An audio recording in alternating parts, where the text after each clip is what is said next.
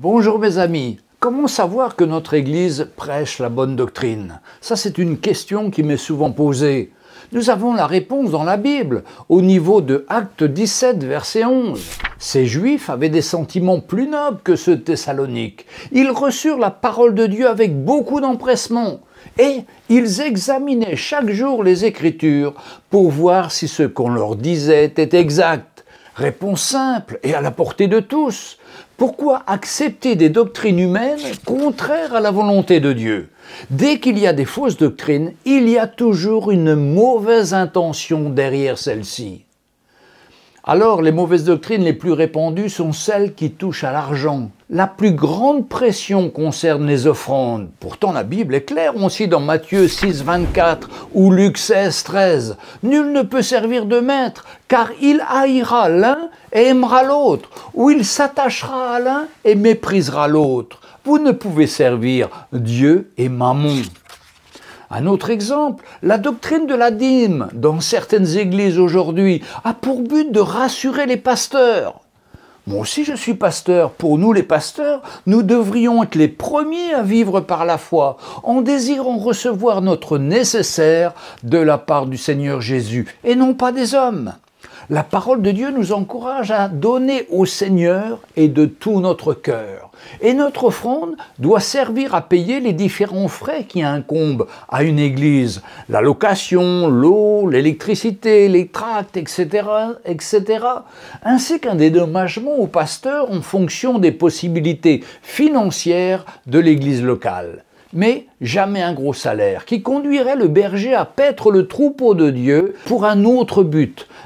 1 Pierre 5,2 nous dit « Faites paître le troupeau de Dieu qui est avec vous, non par contrainte, mais volontairement selon Dieu, ni pour un gain sordide, mais de bon cœur. » Un exemple de fausse doctrine. Le pasteur veut récupérer pour lui toutes les dîmes, comme au temps des Lévites de l'Ancien Testament, comme dans le livre de Nombres, chapitre 18, verset 24. « Je donne comme possession aux Lévites les dîmes que les enfants d'Israël présenteront à l'Éternel. » Et l'Église doit alors fonctionner uniquement à travers les offrandes.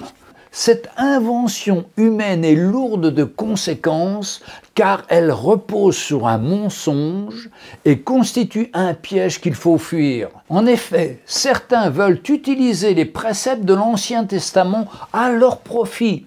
Rappelons-nous toujours que nous sommes sous la Nouvelle Alliance. Encore un autre exemple de nouvelles et de fausses doctrines. Élever des autels. En prenant par exemple, dans l'Ancien Testament, Abraham, Élie, Akab qui ont élevé des autels à l'Éternel pour l'adorer. Alors ces pasteurs utilisent cela. Par exemple, vous avez eu un enfant ou une nouvelle voiture. Faites un don pour l'autel de la reconnaissance, en plus de vos offrandes et de vos dîmes. Le pasteur fait pression ainsi sur les membres de l'Église pour qu'ils donnent de l'argent afin d'élever des autels au début de chaque semaine, puis chaque jour. C'est une arnaque des hommes qui montre que la cupidité de ces faux serviteurs n'est jamais assouvie. Et il faut les dénoncer, car ils volent les fidèles vulnérables. Encore une troisième fausse doctrine, les pasteurs qui veulent prier pour votre délivrance chaque semaine. Et comme m'a dit un homme au Congo, Brazzaville, en me tendant des liasses de billets de banque. Prenez cela, pasteur, car comme me l'a enseigné mon pasteur, si tu veux récolter, il faut d'abord semer. Ayant refusé sa proposition, je lui ai donné l'occasion d'exprimer ce qu'il voulait dire, afin d'être certain. Il m'a expliqué que depuis des années, il faisait cela, car son pasteur était surtout un serviteur de Mammon, et il l'avait persuadé qu'il était possédé. Et chaque semaine, il recommençait, bien sûr contre monnaie. Je vous ai parlé au début, au point A, les fausses doctrines qui sont liées à l'argent, mais il y a aussi les fausses doctrines théologiques dans le point B. Tout le monde connaît cette histoire où les Mormons étaient polygames, car ils avaient lu dans la Bible que la femme serait sauvée en devenant mère, dans 1 Timothée 2, chapitre 15. Ils ont mis des années à comprendre que cette femme était Marie. Ces principes théologiques inventés par des hommes avaient à l'origine pour but de profiter des sœurs célibataires.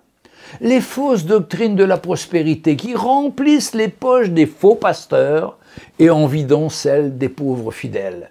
Une tromperie qui s'est répandue dans tous les pays du monde, mais surtout dans les pays pauvres, tels qu'en Afrique, à Haïti, au Pakistan, etc. Si c'est insupportable pour moi, qu'est-ce que cela doit être pour le Seigneur ?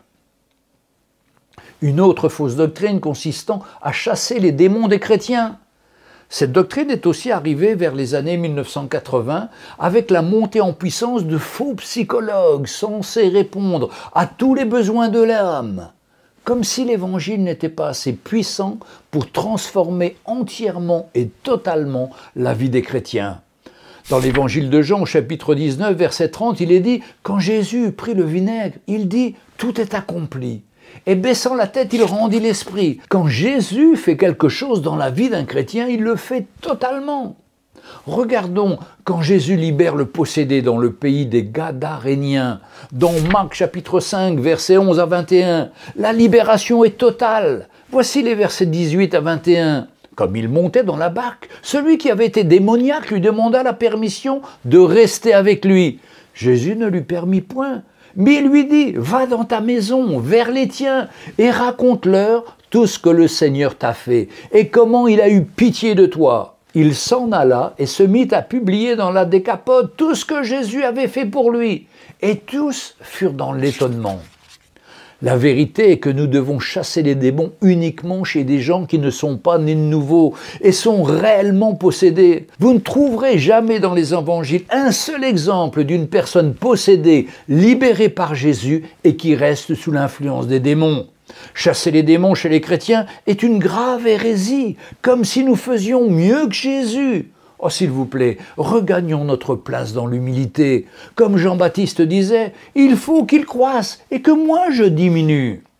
Certains veulent imiter la grenouille de Jean de La Fontaine qui veut se faire plus grosse que le bœuf. Mais dans les premiers épîtres de Jean, chapitre 4, verset 4, il nous est dit « Vous, petits enfants, vous êtes de Dieu et vous les avez vaincus parce que celui qui est en vous est plus grand que celui qui est dans le monde. » Alors n'ayons pas peur, le Seigneur est plus grand que l'ennemi qui est dans le monde. Encore une autre arnaque, attention à ces pasteurs qui cherchent la puissance à tout prix et qui vont mélanger l'occultisme à la foi pour obtenir de plus grands miracles. Ce sont des faux bergers, des loups ravisseurs déguisés en agneaux. Fuyez-les, sortez du milieu d'eux. Regardons aussi certaines églises où les gens manifestent leurs émotions selon la chair, croyant être conduits par l'Esprit de Dieu. Par exemple, lorsque ces personnes rentrent en transe, en soi-disant sous l'onction du Saint-Esprit. On a tous entendu et vu les folies du Toronto Blessing, appelé encore le mouvement du rire. Eh bien, encore aujourd'hui, des églises reviennent à ce mouvement que l'unanimité du corps de Christ a condamné. Écoutez ce qu'ils ont écrit. Notre conclusion est claire, comme le cristal. Il y a un lien direct entre la bénédiction de Toronto et l'occultisme. Les manifestations de Toronto sont identiques à celles qui peuvent être observées dans l'hindouisme ou le mysticisme oriental.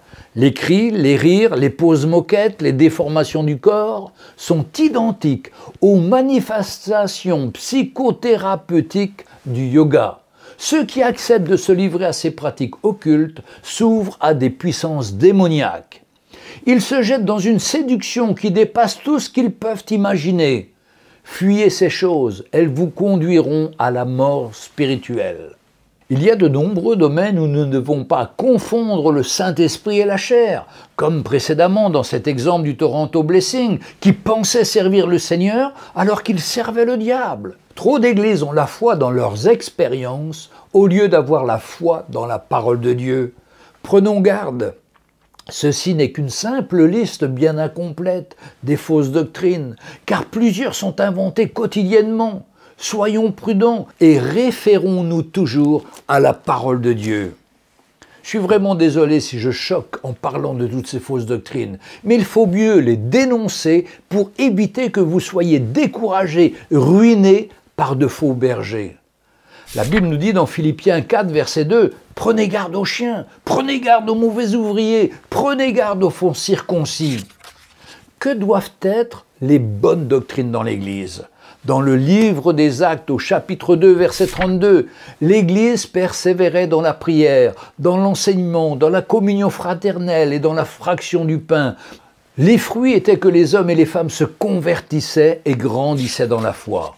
Attention de ne pas suivre ces exemples d'une façon rigide, mais de vivre ces choses conduits par l'Esprit de Dieu.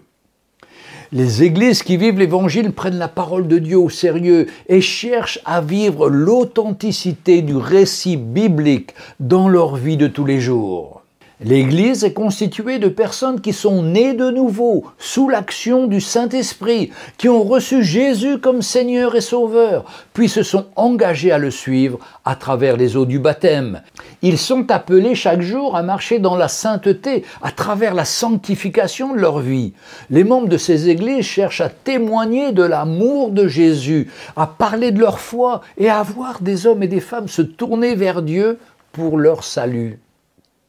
Chaque membre est prêt à s'identifier à Jésus, à mourir à lui-même et à ses désirs pour faire le plan et la volonté de Dieu. Évangile de Luc, chapitre 9, verset 23, « Puis Jésus dit à tous, « Si quelqu'un veut venir après moi, qu'il renonce à lui-même, qu'il se charge chaque jour de sa croix et qu'il me suive. » Un des autres fruits du changement de la nouvelle naissance, c'est un comportement différent au sein de notre propre famille, vis-à-vis de nos conjoints, nos parents, nos enfants. Dieu doit être le Seigneur de notre foyer. La bonne relation entre mari et femme dépend de l'attitude de leur cœur, qui les pousse à donner leur vie l'un pour l'autre. Je reviendrai sur ce sujet important dans une vidéo consacrée à ce sujet spécifique. Qu'est-ce qu'une famille chrétienne ? Mais revenons à notre sujet, sur les doctrines dans une église éclairée. Premièrement, c'est d'abord une église où le pasteur et son épouse ont un témoignage de vie transformé par le Seigneur. Beaucoup de chrétiens peuvent se souvenir d'une époque où le divorce était inadmissible, à plus forte raison celle d'un pasteur ou d'une personne ayant des responsabilités au sein d'une église. Il était alors inconcevable qu'une telle personne puisse continuer à exercer son ministère. Mais de nos jours, nous voyons de plus en plus de pasteurs divorcer, se remarier et continuer à exercer leur ministère comme si rien n'était. Mais est-ce un exemple à donner aux chrétiens ? Je crois que c'est le résultat de l'esprit religieux et des compromis qui ont remplacé la sainte doctrine et la vérité biblique. Pourquoi deux chrétiens remplis de l'esprit ne peuvent pas parvenir à résoudre leurs différends, au point d'aller jusqu'au divorce, qu'il s'agisse d'un pasteur ou d'un membre de l'assemblée? Je pense que la séparation, le divorce, le remariage résultent d'un manque de connaissance des véritables responsabilités du mari et de la femme l'un envers l'autre. Nous voyons dans les Écritures que celle du mari est très grande. Il doit aimer sa femme comme Christ a aimé l'Église. De la même manière, l'épouse est appelée à se soumettre à son mari comme l'Église est soumise à Christ. À moins que les deux ne prennent leur croix et ne permettent à l'Esprit de Dieu de les briser et de les changer, il est impossible de parvenir à ce genre de relation. Seul Dieu peut faire cette œuvre dans leur cœur. Aucune technique ne peut l'accomplir. C'est le fruit de la croix à l'œuvre dans les deux vies. Il n'y a rien dans la parole de Dieu qui indique que Dieu approuve le divorce. La raison est simple, c'est parce qu'à travers la croix de Jésus, Dieu a donné un moyen pour restaurer l'amour et l'unité au sein du couple. De nos jours dans l'Église, beaucoup trouvent normal que les chrétiens divorcent parce que l'un des conjoints ne s'entend plus avec l'autre ou qu'ils ne partagent plus la même vision. Le mariage est l'un des domaines où l'Église s'est laissée influencer non seulement par la façon de vivre d'un monde sans foi, mais aussi par des dirigeants d'Église ayant écrit des livres sur ces questions, souvent pour justifier leur propre situation. En choisissant de divorcer, ceux-ci ouvrent une porte pour que les chrétiens fassent comme eux. Une église épanouie est une église où il y a une équipe de ministères qui travaillent ensemble. Trop souvent, nos églises sont dirigées par un seul homme, le pasteur, et tous les autres ministères sont absents. Pourtant, la parole de Dieu nous dit dans Éphésiens 4, verset 11, « Il a donné les uns comme apôtres, les autres comme prophètes, les autres comme évangélistes, les autres comme pasteurs et docteurs, pour le perfectionnement des saints en vue de l'œuvre du ministère et de l'édification du corps de Christ, jusqu'à ce que nous soyons tous parvenus à l'unité de la foi et de la connaissance du Fils de Dieu. » Ce sujet tellement important sera développé dans une prochaine vidéo. Troisième point, l'Église locale est organisée suivant une structure biblique. Les ministères d'autorité, les 5 ministères, apôtres, prophètes, pasteurs, docteurs, évangélistes, puis les anciens de l'Église, et enfin les diacres et les diaconesses. Quatrième point, attention à l'évangile qui est prêché aujourd'hui. On a beaucoup d'évangiles qui reposent sur la sagesse des hommes et qui sont sans puissance. Il est certain que l'évangile prêché aujourd'hui dans beaucoup d'églises n'est plus le même qu'au temps de l'apôtre Paul et qu'il ne permet pas de traiter le problème du divorce. À l'évidence, il ne véhicule plus les mêmes valeurs qu'avant. On en voit un exemple typique avec l'évangile de la prospérité. Comme nous l'avons vu précédemment, il n'édifie pas et n'aide en aucun cas les chrétiens à faire face à leurs difficultés. C'est pourquoi, si l'on veut voir les familles chrétiennes rester unies et les divorces ne plus être considérés comme une chose acceptable dans l'Église, comme c'est le cas aujourd'hui, il est vital de revenir à la prédication de la croix. De nos jours, les chrétiens veulent souvent trouver une solution facile aux problèmes de couple. Ils divorcent pour des raisons aussi futiles qu'elle ne veut pas se soumettre à mon autorité. Il n'est pas assez spirituel. Ou pire, nous ne sommes plus vraiment faits l'un pour l'autre. Nos visions et nos ambitions ont changé. Pourtant, s'ils entendaient le véritable évangile, cela les conduirait à s'humilier, à pardonner et à assumer leurs responsabilités l'un envers l'autre. Il est important de comprendre le but du message de la croix pour nos vies. Nous devons désirer nous identifier à la mort de Christ afin d'avoir sa vie en nous et être libres. Mais parfois, nous essayons de trouver un raccourci, nous tentons de remplacer l'œuvre de la croix par la délivrance de nos faiblesses ou des tentations de la chair. Nous voulons une vie chrétienne où il suffirait d'appuyer sur un bouton pour obtenir une réponse instantanée. Pourtant, dans l'épître de Paul aux Galates, chapitre 2, verset 20, l'apôtre Paul affirme « J'ai été crucifié avec Christ, et si je vis, ce n'est plus moi qui vis, c'est Christ qui vit en moi. Si je vis maintenant dans la chair, je vis dans la foi au Fils de Dieu. » Oh, c'est une description merveilleuse de sa façon de vivre, par la révélation qu'il a reçue. Paul a appris qu'il devait identifier sa vie à celle de Jésus-Christ, renoncer à lui-même, crucifier sa chair. Il vivait cette révélation et pouvait la prêcher.